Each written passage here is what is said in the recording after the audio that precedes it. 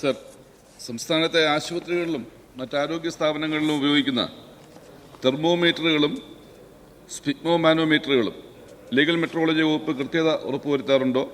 ഇതിനായി എന്തൊക്കെ നടപടികളാണ് ഗവൺമെൻറ് സ്വീകരിച്ചിട്ടുള്ളത്? Yes minister. സർ, തെർമോമീറ്ററുകളും സ്പിഗ്മോമീറ്ററുകളും കാലിബ്രേറ്റ് ചെയ്യുന്നതിനായി എറണാകുളം ലീഗൽ മെട്രോളജി ഭവനിൽ ലാബ് സജ്ജീകരിച്ചിട്ടുണ്ട്. നിലവിൽ മേപ്പടി ഉപകരണങ്ങളുടെ ആദ്യ പരിശോധനയാണ് ഒറിജിനൽ വെരിഫിക്കേഷൻ ഇപ്പോൾ നടക്കുന്നത്.